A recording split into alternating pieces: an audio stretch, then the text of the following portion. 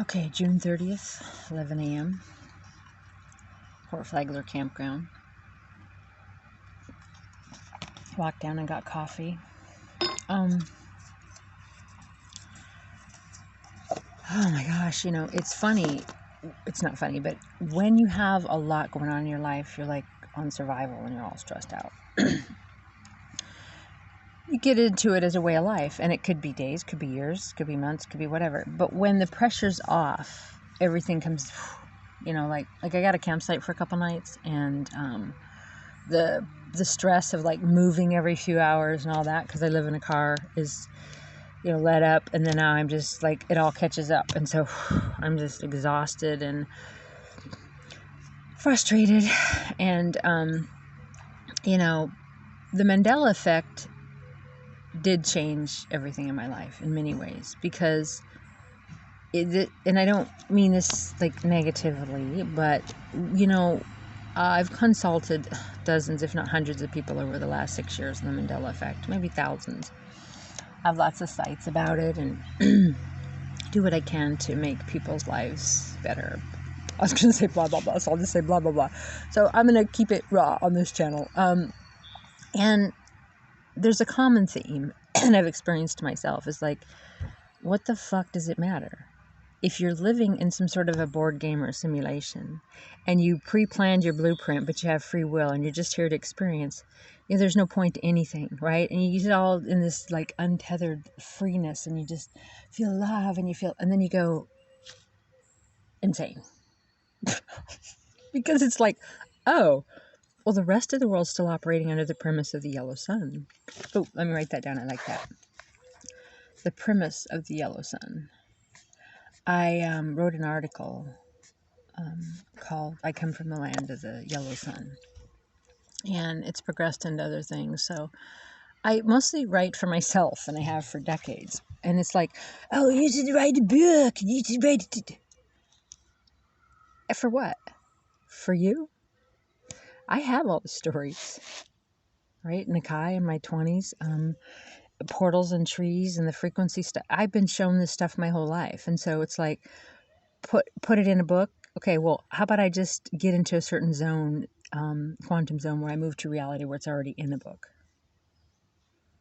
How about, sometimes it's disheartening knowing about the Mandela effect, because if I didn't know, I might not have, I had already untethered from everything I knew my life to be, right? I had already untethered from regular society my whole life. I had my own businesses, didn't do traditional anything, left home at 17, moved in with my lover, I went to engineering school by the age of 18, and then I went to forestry school, and I've had, been part owners in bakeries and ranching and horsing, and just had so much I've already experienced. Fucking lost the plot here.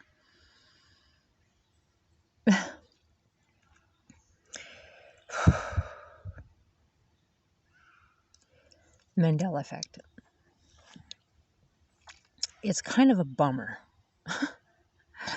I thought it was magical, right? And I coach people on that, and I coach people on how to pick their timeline. But there's certain things you just can't fucking do until you're ready to do it. And it can kind of get exhausting being on the hamster wheel. I just flashed on, I don't know if you folks have seen the Magicians Netflix series. Spoiler alert. You might want to fast forward this if you haven't. But it turns out when they're trying to figure out like this final like bad guy, good guy, whatever. So they're like, oh, well, one of the people in the know said, well, you've been here 26 times. So they went through this certain scenario 26 times before they got to the right one, and before they got through it. And, but they didn't know. So each time they started it again, the wool was put over their eyes. And so that's kind of where we're at, to just keep being in the quantum now, keep raising our frequency and letting new come to us. Blah, blah, blah. So easy. Meanwhile, you have to process every trigger and trauma that your family line's ever had, that any version of you's ever had. Maybe if you incarnated as a moth, that moth had some sort of tragedy, and you got to simulate that. So you get to be Basket Case Central.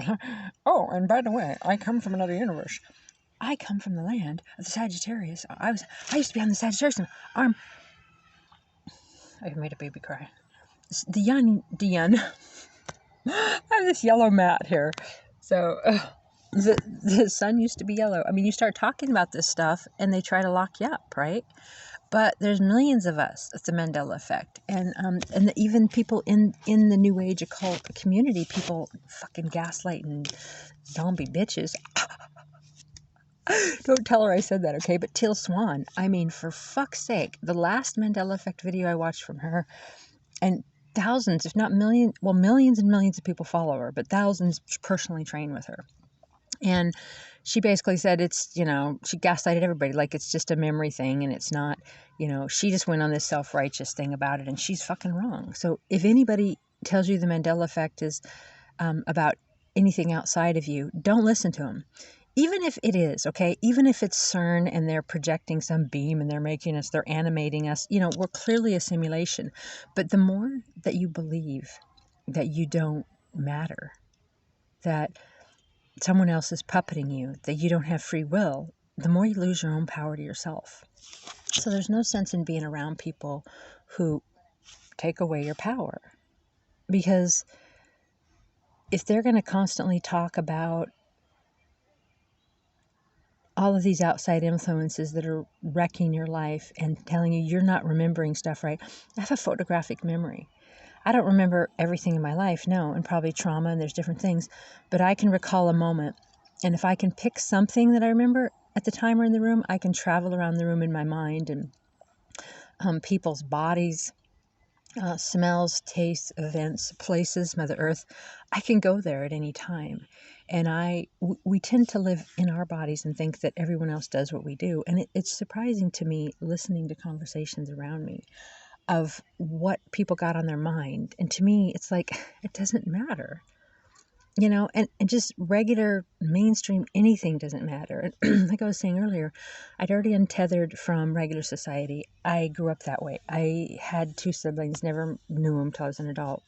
So I grew up alone. I'd ride my motorcycle and hike and be down at the beaches all by myself. I'd go play by myself. But I was also under severe emotional torment. I was my mother's constant counselor. She'd break things and throw violent fits. My parents would fight all the time. So severe post-traumatic stress and other things that I can't remember that I'm processing. Now, see, this is where I lost the tangent earlier. I see. It's the untethering that I'm talking about. Okay, so then I was in a state, Montana, 5th generation, right in a town my whole life. You got all kinds of resources, you got all kinds of people. Even if they don't like you because you're gay or because you're, a new age psychic occult witch or herbalist or alternative medicine, whatever reason they pull out of their ass to not like you. I think I just went on a tangent. Still, they're there, right? I was in a huge feud for years, cattle wars and water wars and whatever with the neighbor, right? But you break down on the highway in the freezing cold, and that same enemy, your neighbor that you fight with daily, will pick you up and drive you to town to get gas or whatever. They won't let you freeze to death. It's this funny, country folk thing. Yeah, you motherfucker, but I'm not going to let you die. Okay, the point is that I didn't live a traditional life, right? And at 16, I came out as a lesbian, did my own thing, okay? I joined the military at 18. That's a story we won't talk here about. That's not what this is about. I did that on my own because it was like a decision I could make, and I was 18 and didn't need it. I turned 18 1 or 2 months into my senior year in high school. And I lived with my girlfriend. So I was in varsity volleyball, and I'd ride the bus down to volleyball. I know I've tangent here, but I'd ride the bus to volleyball with the team, and then I'd go home with my girlfriend and her girlfriend and all the girlfriends, right? All the older lesbians that, thought I was God. I miss those days. Anyway, the point is that the coach, nobody could make me go home on the bus or do anything because I was already 18. I'd signed myself out of school, and I fucking hated it. My senior year was pure hell because I'm brilliant. Let's not mince words here. And it was boring. School was boring. I'd always wished that I'd have quit at 16, got my GED or whatever, went straight to college, right? Or quantum university, right? It's and then when I went to college, for example, they'll teach you 12 indicator plants of the forest floor so you can see what the forest is going to be. And it was so boring, right? I mostly skipped all my school classes and just studied the material and took the test because I hated it. I didn't hate it because I hated school. I hated it because it wasn't enough. So they taught us 13, up to 20 plants, let's say. And I wrote a book on medicinal and edible plants. I wrote a book on hundreds and hundreds of them. So I studied every scientific name in every tree and every plant. You know, I didn't want to go to college to learn to be dumb, right? To me, in a lot of ways, most school, especially like the kids go to, let's see, junior high, high school, and college even mostly, dumbs people down, right? They kind of reared me back from learning. And in school, they made me pay attention. Pay attention, Crystal. Pay attention. Right? Fucking idiots, right? And I paid attention. Then I started getting C's and sleepy.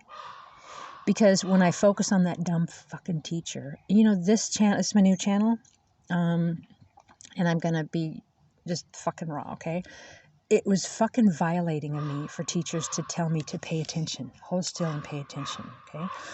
When I was before the age of 8, I won every fucking spelling bee there was, right, that I could enter. And my mom and her friends would be like, oh my God, because I wasn't paying attention, right? Never fucking paid attention. Me doing this, playing with this, reading this, whatever. And then when they'd say my name and the word, I just rattle it off, won every fucking spelling bee, okay? In high school, like I'd write these stories. I might be listening to something. I mean, we didn't have the, you know, the headphones or all that stuff going on. But if I wasn't doing at least 2 things at once, I couldn't hear the teacher properly. So if I'm just staring at the teacher, they're so dumb and so staring out of the book and they're not interesting in me at all that I just, so then I got lower grades. But if I'm doing 16 things at once, I'm exaggerating here, then bing, bing, bing, A, 100%, I was valedictorian, you know? I didn't fucking listen to them. But they'd keep telling me, pay attention.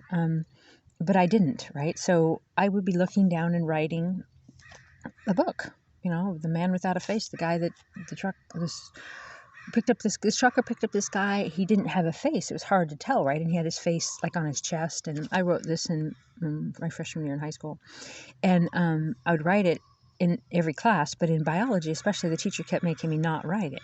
But when I wasn't writing my story, I couldn't hear him. So I could hear what the teacher was teaching clearer and better when I was doing something else. And so I just believe that school is just dumb. And now they're like, I don't know, what is it? Race theory and this theory and that theory, and they don't even teach cursive, or I don't even know what school's like now. I don't have kids and I'm 50, but my church is creating a school. I forget the names of all of the different methods that we're going to be using, but it's basically, the whole theory of it is basically like a sculpture. You know, when sculptors say that the rock or the tree, that the piece of art's already in there, right? So it's about kids. I'm going to write a note so I can go back to that tether thing. See, this is a good idea, Crystal. Write some notes. So you just kind of have a room, a playroom. So this giant circular building, and you know, kids are there. This is just an example. And they're playing. Okay, you have all kinds of tools for them to play. So you see what they gravitate towards, or what are their interests. And believe me, you know the fucking engineers, okay? I've heard 5-year-olds, like a couple 5-year-old boys, like a month ago. Engineer project galore, right down at the beach with their trucks. They got their piles, they got their houses built, they got their contractors called, they got their people hired. It's phenomenal.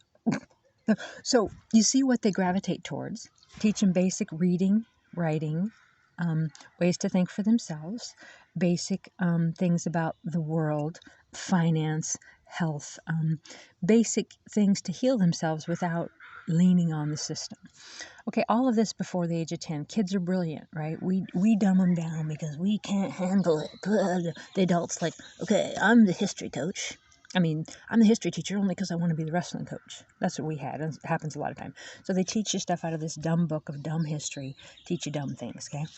So kids could learn quantum. They could learn all kinds of fucking things right out of the gate. But we can't as adults, so the adults dumb it down. It's true. Okay, so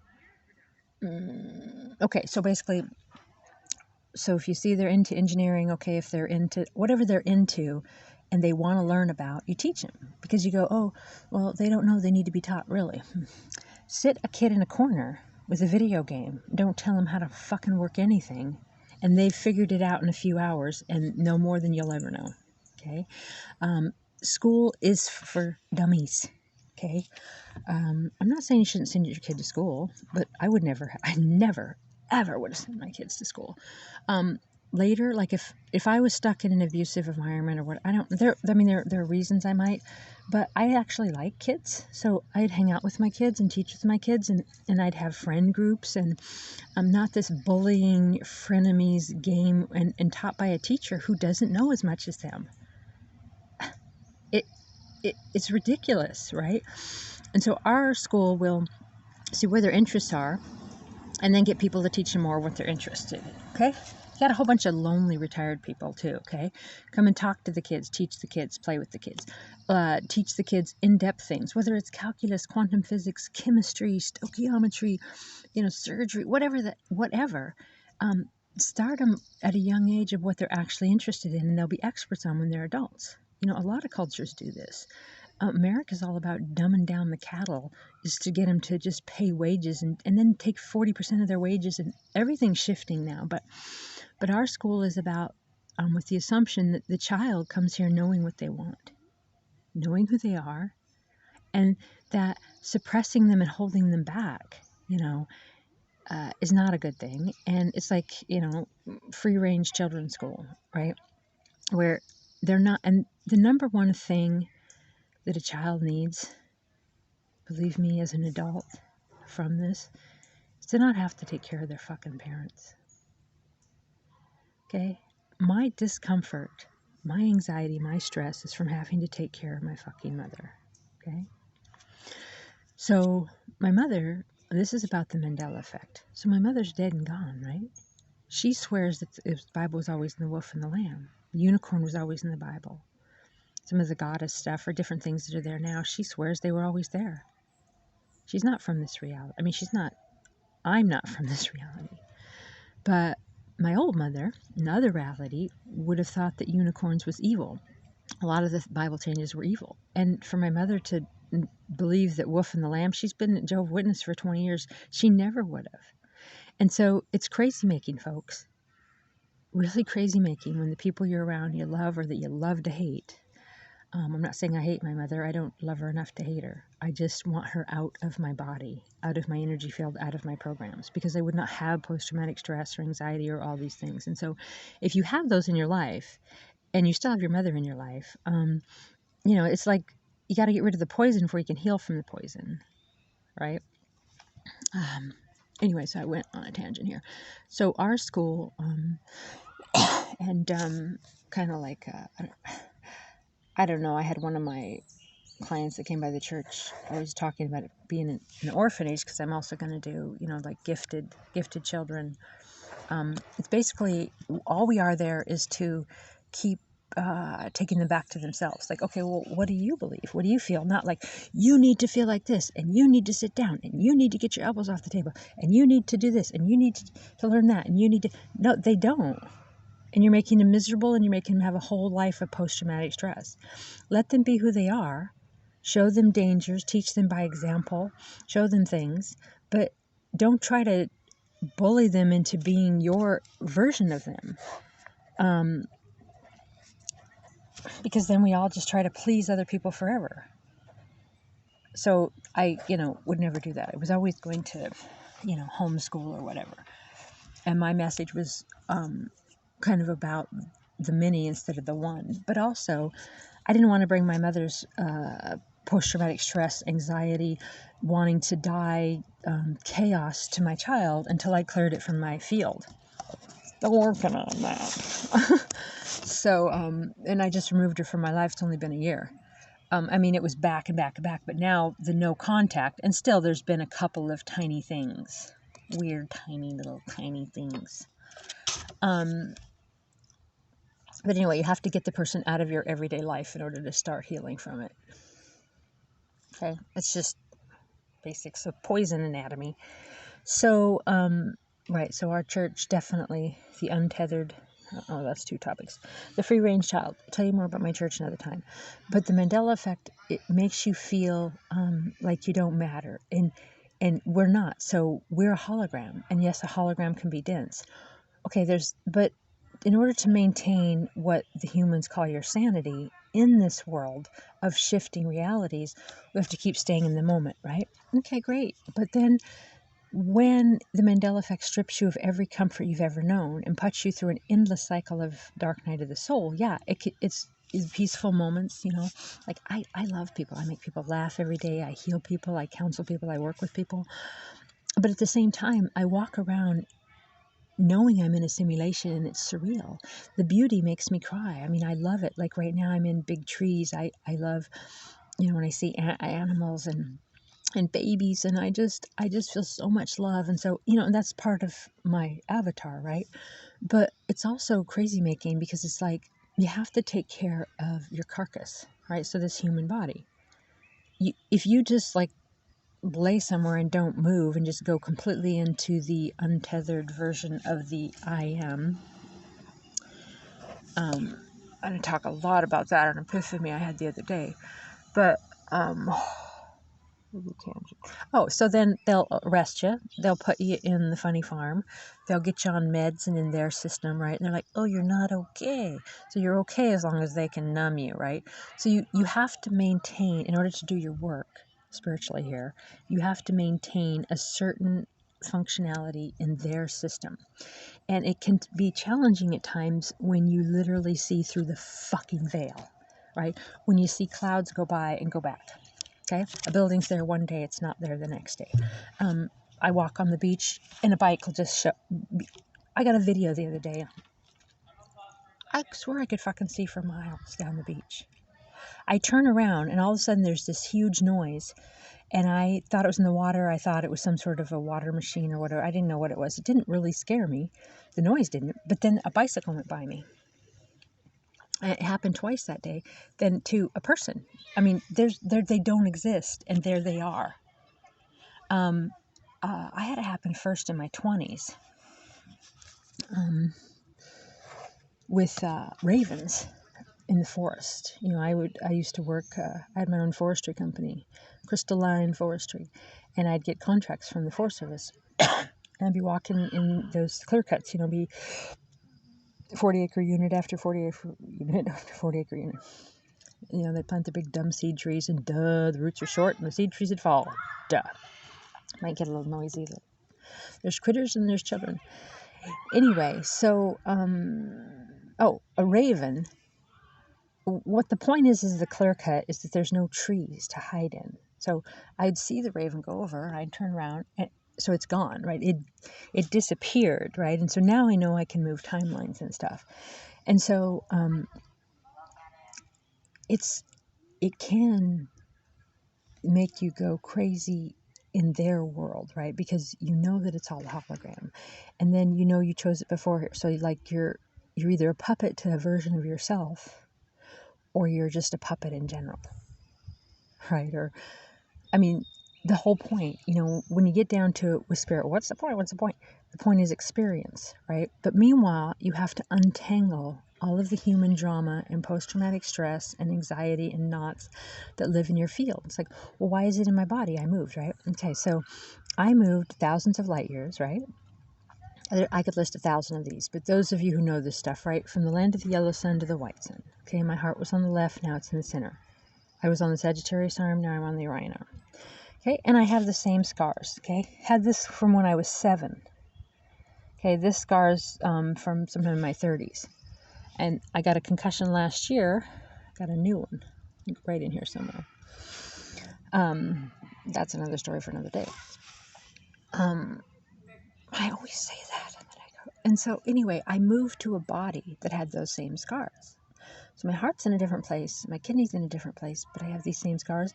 Maybe that's because we don't want to freak the humans out, so we give them, make them kind of look the same. Even though in many ways I do look different. And as I remove more and more layers of persona and triggers and other people's stuff, my face changes into the regular me. The cedar tree next to me says to say hello to you. There's a giant Douglas fir and a giant cedar tree. It's just beautiful here. But it's hard. I don't always have inner peace. I have moments of inner peace. A planet where everyone has a home and everyone has peace and the system of money changing and all that's coming. But meanwhile, it can be crazy making, right? And it's been since 2016 that I've known about the Mandela effect. And it really, it's like, wow, quantum, okay, we can change timelines, okay, figure it out and do it. But it's not that simple, right? And so the more I moved to timelines I wanted, the more I moved into the version of me that I know I am, the less things I got. You know, I mean, I was a millionaire. 200-acre ranch, okay, that's gone. Moved to Oregon, moved to a 9,000 square foot house and 40 acres. Then I had visions of what I was to do, and I did it clearly. I wasn't going to deny what I knew by spirit for earthly possessions. So I lost, everything. Four-wheelers, cars, homes, massive material things on a vision for spirit. And I did something amazing that changed the world. And then come to fucking find out the world doesn't exist. And I knew it didn't exist, right? I've always known that this is an illusion and all that, and positive creates positive. But I didn't, and I knew quantum. Like the electron stuff. When What the Bleep came out, I saw it when it came out. So I understood the whole, our thoughts can literally create physical reality. In theory. But if I just sit here and get in the right frame of mind, for example, I got a red cooler next to me. This is a good example. If I get in the right frame of mind, I can change my surroundings. So say that there's a purple cooler here, right? I'm next to my pool at my home, or I'm in a different thing, right? So I was always, I'd always been in long-term relationships my whole life. I'd always been a homeowner, but my partner owned. So I lived with a woman, long-term relationships, and we didn't have gay marriage back then like you youngins do. And she owned the home, and I, owned nothing. Anywho, and a successful real estate company in 3 states and blah, blah, blah. And then I had these visions, and I did it. And I'm not going to deny what spirit is fucking speaking to me, Archangel Michael, about laws and so I jumped into something like the investigative blogging stuff and other save the world stuff, and it did change the world. But what fucking world, right? It changed one version of one timeline in 1 millisecond in one plank. And so so I understand sometimes you just sit and melt down and cry and cry and cry about the fucking fact that the Mandela effect exists, okay? The white sun is weird. It's weird and unnerving, and some people just cry to me and cry to me and cry to me. They're like, I miss the sun, I miss the sun. They just flip, right? So they lose their shit because there's no yellow sun, and it's understandable because the yellow sun was like relaxing, right? And now it's like we're on a fluorescent bulb. This white light is so different on everything. It's like we can see it for what it really is, but it's also like that we're in an ant farm, right, in our aquarium. If you followed Lisa Harrison's stuff, Lisa M. Harrison, and even last October saying we're done, we're done. So we're supposed to shift in 2012. And instead of shifting, they're like the human consciousness wasn't ready to shift. So what we did was, okay, I'm just going to speak from like the Galactic Council of Light. Okay, what we did was we decided that the humans couldn't shift. So we could have just took them and abducted them. But we realized that Earth is ending. And this version of Earth is over, 2012. But human consciousness isn't ready because they're a bunch of sheep.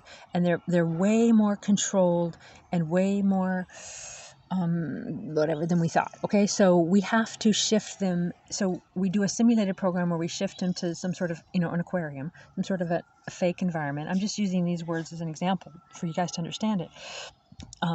Did you see that movie where they shrunk the people? Anyway, so this is our world, which goes with the theory of seeing people above me in bokeh, if you've seen my video on that. If you have any questions on any of this, email me at reverendcrystalcox@gmail.com. But so our consciousness was moved so that we could keep it intact. So humanity needed to be awakened. So all the political awakenings, the waking up to their world, waking up to being controlled, waking up to health, it's all been an illusion. We shouldn't be paying to live on Mother Earth. There's a cure for everything. We don't need Western medicine. Billions to militaries around the world while we sleep in the street. So many people became okay with it. This is society and this is acceptable. Okay, so what's happening now is awakening to them more and more, but we're doing it in a different kind of, almost like a hyper simulation. And we have the white sun, almost like a fluorescent light, like we're in an aquarium, waiting for people to wake the fuck up so we can move to the homeland, right? And two theories on, so we're on a ship, right? And so that's why sometimes if you listen on YouTube, a lot of people do the recording of the sky sounds. You'll just hear these big noises in the sky. And I've seen people in the sky, and I've seen glitches. And so if we're in a computer simulation inside of a giant ship, and some of the ships I've studied or I've had visitations, I don't recall being on a ship, but just visions of, are 3,000 miles long, okay? So that'd be from here to Ireland, for example. And ships where, like even Star Trek discloses some of that, right? Where there's forests and rivers and all this on the ship. So we're on a ship. We have our background people, which is another Mandela effect for me now. Now they're called backdrop people. And we're moving to our destination, but in the meantime, we're awakening. And so we're under this false sun. But the white sun could be the real sun, but it's not gentle, right? And so the other day I did pictures of the sun, right? So white, and when you do close-ups of the sun, it actually has like 4 teardrops on each side that are red, right? And then everybody's got a blue light in their cameras now, and that's from the white sun. Rainbows. So I've noticed this the last couple of years. They're like a big smudge. You got rainbow air, rainbow horizons. You got bigger rainbows, fuller. You got triple rainbows. And we never, I never used to be that way. So it's a different color that the white sun's bringing out. Anyway, I've digressed. I'm going to go back to the untethering. So I'd been around, I had my hometown, had my people. I'd already left regular society. So I untethered from that at 16 because dating women, I wasn't part of their society, their group, male, female, let's get married, let's have kids. Okay, I moved in with my partner. In high school, I lived with my lover, and I lived there for many years. I got together with another woman. I lived with her for like 6 or 7 years, and she owned a home. So it wasn't like I didn't rent, I didn't live that other life. Okay, and so then when I was 26, I moved in with someone else for 26 years. And so I had already untethered by being a lesbian. I untethered from their reality by I was a psychic when I was a kid. I didn't go a traditional route to anything. As soon as I got a degree, like my engineering degree, I subcontracted and did, like architecture drawings and stuff. And then when I got a forestry, I went to work for the Forest Service just a little bit. And then I went to work for a contractor. I studied the contract, started my own forestry company, and did that. So I was never part of regular society. And so then it just got to layers and layers of untethering, which now, and I'll talk to you guys about it another time, it's the difference between the I am and the persona. The I am, I'm untethering now, and I'm becoming part of every tree and every bush. And sometimes it's very unnerving to just let yourself go into the I am versus the persona. Okay, so then I had a bakery, had a forestry business. I lived a different traditional life. My partner and I had businesses together. We had work together. We had all life, that was all different than traditional and different than how I'd grown up. And so, and then when I started my investigative blogging, I went in another course, right? And then I went off on my own. And then the last 7 years I've lived in a car, and you really let go of society, and you let go of linear time, and you let go of the norm. And then you go further and further into the persona and the I am, and out of the persona, and become one with the trees and the air and the water. And the Mandela effect is part of this because you die while you're alive. You let go of all feeling that this reality is real, and you just let go. But then you need to have a place to live. You need to move around in their world. You need to keep your body either warm or cold or some sort of food. And so you got to come back to their sanity, they call sanity, and they call reality, to look at their stuff long enough to survive in it. But I'm untethered, and I'm untethered more and more. I left my home state, my hometown, all my friends. I untethered myself from all of my family that was addicts or just negative, and just the whole. I untethered from everybody and everything, and now, like, the temptation, people that want to date, they're like, that's the first thing they want. Oh, we're dating now, so get to know my family. You got to know my mom, and you got to know my brother, and you got to do this. Why can't I just get to know you, right? So we're adults, and it's all about their family. So it's hard to then find someone to be with that's not completely fucking tethered to regular life and suburbia and regular jobs and their family and their whole, but not at the same time. I'm not talking about like, oh, woo woo. I'm talking about I am one with all, and I untethered from that all things that were my persona. And sometimes it's very alone, not lonely, but I'm alone. I spent my whole childhood alone, right? I was a only child, but my parents fought all the fucking time, right? And violent with each other, and my mom would break things, and my mom would just, and so I was always by myself. I always read and did my own things, and sometimes we'd go on trips and stuff, and just like the example I gave earlier, I would read and enjoy the scenery, and my dad would always be like, stop reading, enjoy the scenery, we don't agree. So he'd make me just stare at the scenery, because I gotta be dumb like everybody else. I can't read and write and do a million things at once, because humans just don't do that. And so, stop fucking telling your kids that. Stop telling them to quit doing this or quit doing that. Let them immerse in what they love. And if it's too fucking much, it's too fucking much. And stop sitting on the couch or laying in your room and being on the phone and living a sedentary life and being depressed and being on prescription drugs and living this life and telling your kids, hey, you got to walk more. You got to not do your game. You got to do this while you're a fucking lump of a sloth, all depressed and wanting to die in your bedroom or on the couch or just surviving yourself. Kids don't listen. They look. Okay, they're going to do what you do. They're going to grow up, they're going to want to die, they're going to do prescription drugs, they're going to do anxiety medications, they're going to smoke dope, they're going to eat the way you eat, they think they're not, but they do. I mean, we get our parents' patterns from watching them, not from them saying, don't do this. It's just reminded my grandma she used to get these white styes, and she'd take a needle and she'd, sterilize it, and she'd go, and pop it, right on, and she'd look at me and she'd go, don't you ever do that. She'd do it, and then she'd be like, don't you ever do that. Next day, I poked my eye out. No, I'm just kidding. Anyway, so untethering. So I just want to say a few about this. I'm going to talk a lot about it more, but I had a decision the other day again. I'm doing an article about getting married under the strawberry moon, marrying myself, and coming to this major epiphany that I like being single. I don't want my life filtered through anyone else, okay? I don't need constant someone else's trauma and triggers to be a part of my life. Even what I need for dinner. Oh, but I need this, and I need that. Oh my God, you're so fucking skittish and fucked up in every way, and I'm going to coddle you my whole life, just like I did my mother the whole first 50 years or whatever. Now I'm going to do it in a relationship. I don't want that. Okay? And I don't care how high consciousness someone is. They still have their own shit. They have their own traumas and triggers, or even preferences of how they like light, how they like warmth, how they like anything. I don't want that, okay? I don't want my whole life to be about coddling my partner so that they're okay. Oh, that triggered you? That upset you? I'm so sorry. And what's the payoff for me? Them liking me? Who fucking cares? It's about me liking me. So it was an epiphany of that I enjoy being single. I plan on being permanently single. I just want to date people, go and actually enjoy each other, not be like bitchy, like, oh my God, right? I'm in a campground now.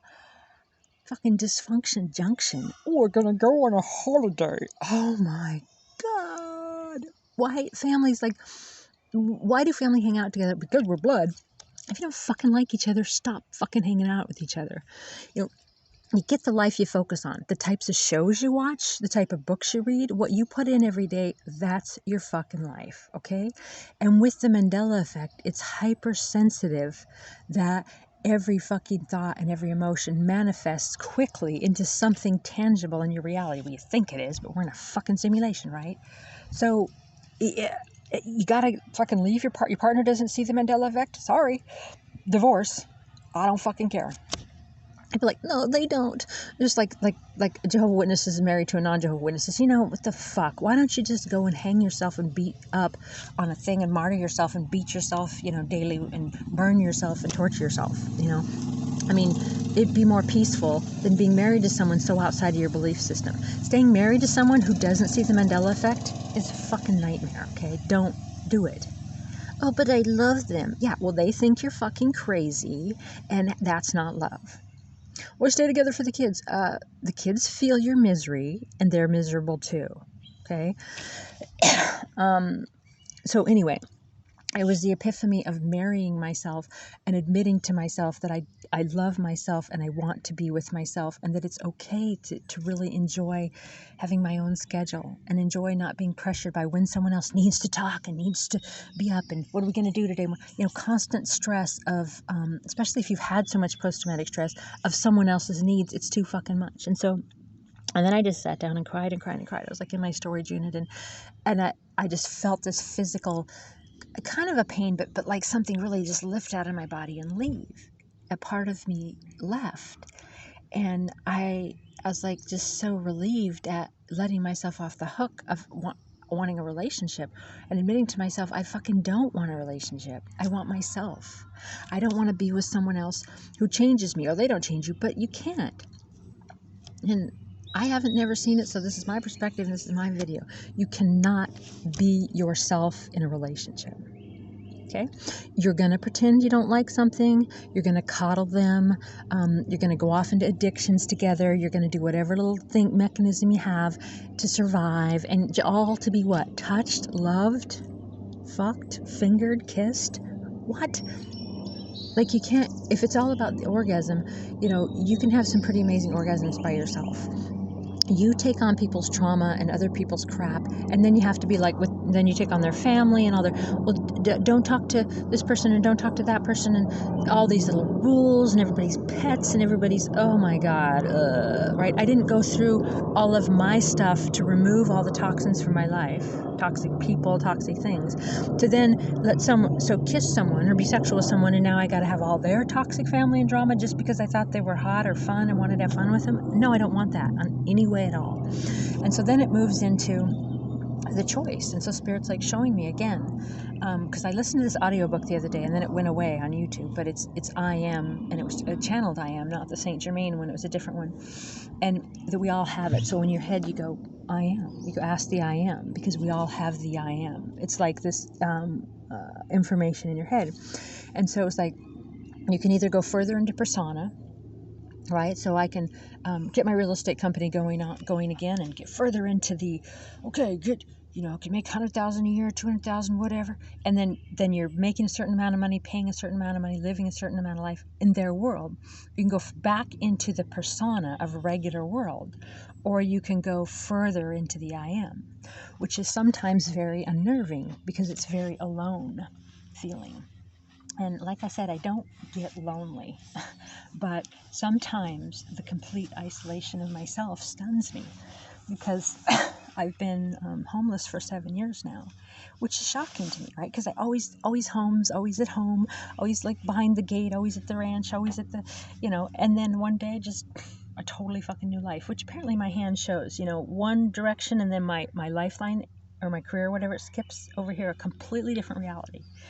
I had a 26-foot U-Haul, moved to Port Townsend, Washington, and in 2012, boom, just left my life all by myself. And I'm a loner, and some people are like, they constantly need other people around. They need to filter everything they do and everything they say through other people.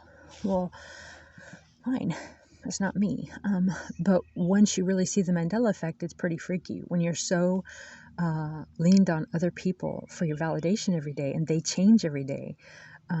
It's very unnerving. It's you just want to just bawl and run, and there's nowhere to run because the people around you have changed. And if you're living with someone who doesn't believe you in the Mandela effect, it's a constant gaslighting.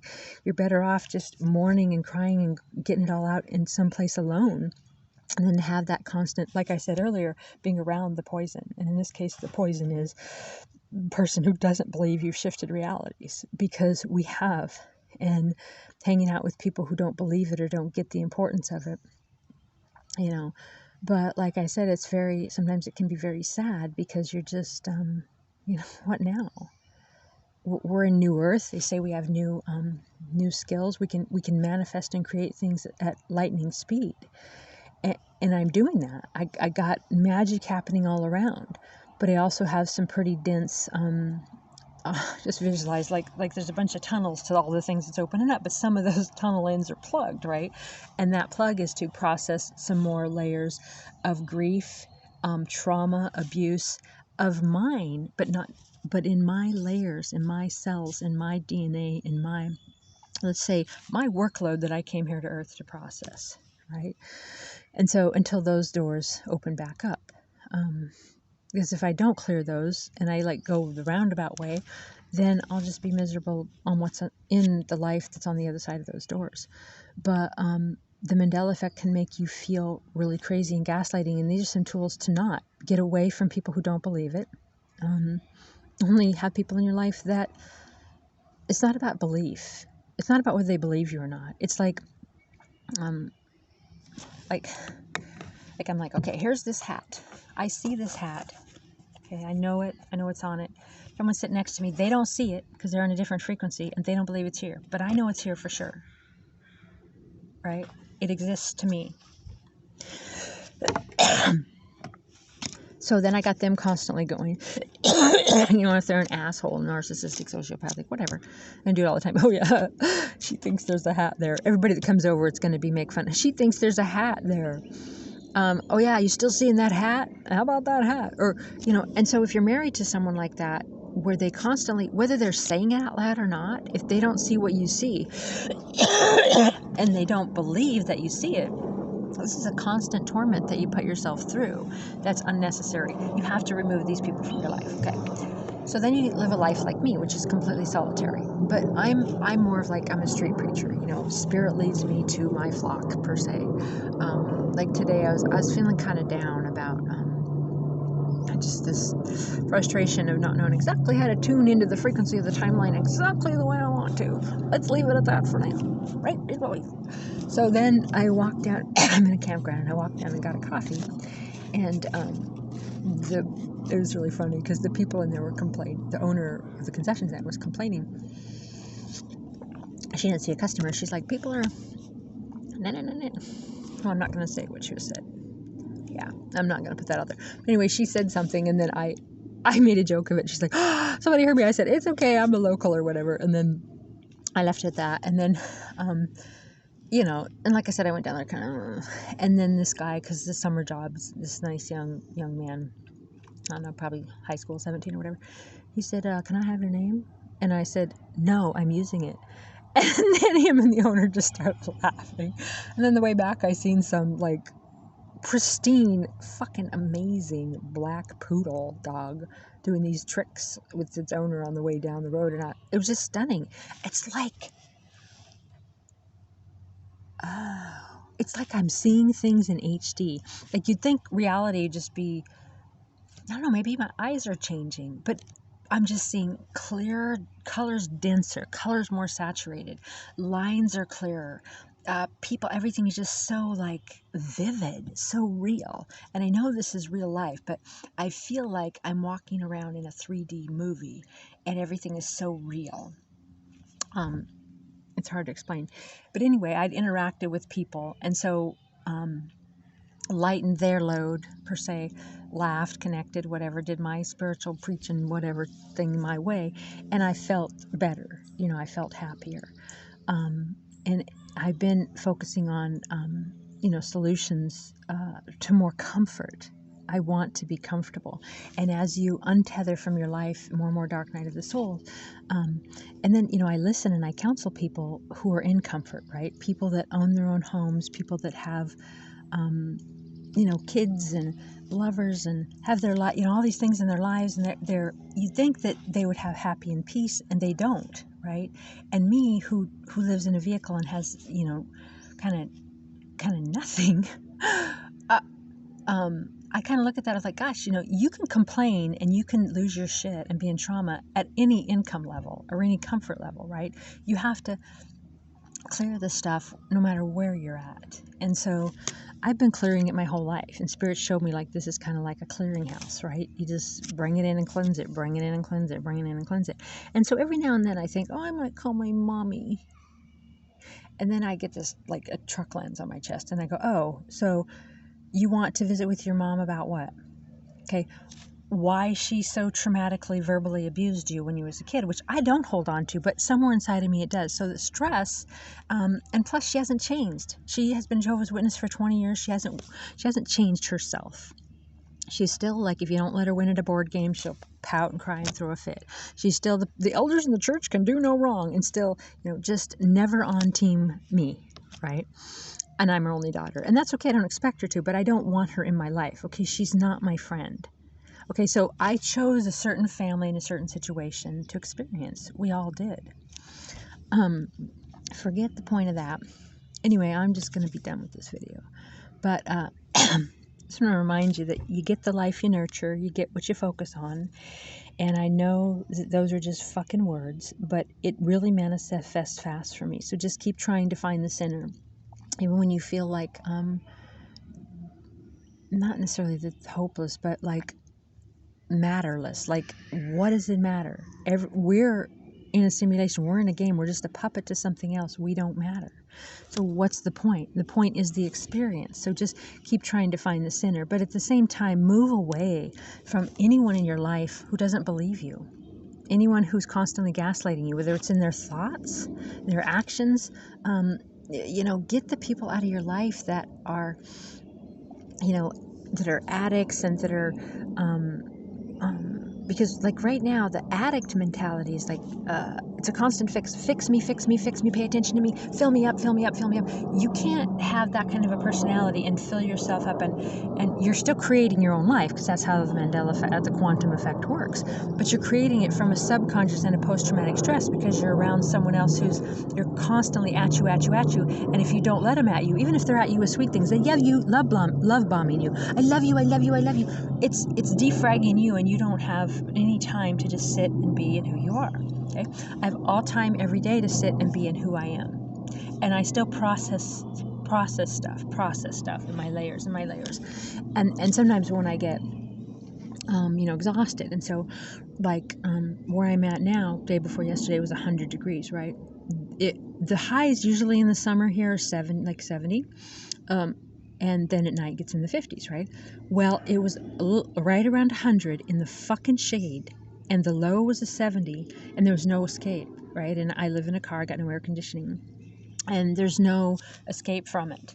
So even the water is not really an escape, because first of all, you got to get out of the water, and there's a hot beach, but also there's showers and a whole bunch of other rigmaroles for living in a car. So just sit in it, and it's this vision quest, right? It's this sauna, and people start to get, and all the rules are off, and people are parking everywhere, and people are all, and so it purged a lot of stuff, but it's also exhaustion. And like for me, taking a couple days where I can hold still, and I'm not rousted by people, or I'm like the weirdo that lives in a car, and around all these people who don't know that they've shifted realities every second, and you can't tell them or they're going to put you in the crazy house. Anyway, oh my God, I forgot what I was going to say. Anyway, so it took a couple days. Now I'm in a paid camping spot, so I don't have to leave, right? And so when you're like, this is nice peace, right? The fuck? When peace comes, that's when all shit hits the fan. Because all that stuff you've been holding in from survival starts to go, excuse me, I had something to say back there when we were trying to survive. Yeah, me too. And they're all raising their hand, and you're like, oh my God. So hence the coffee, and we're going to all talk about it.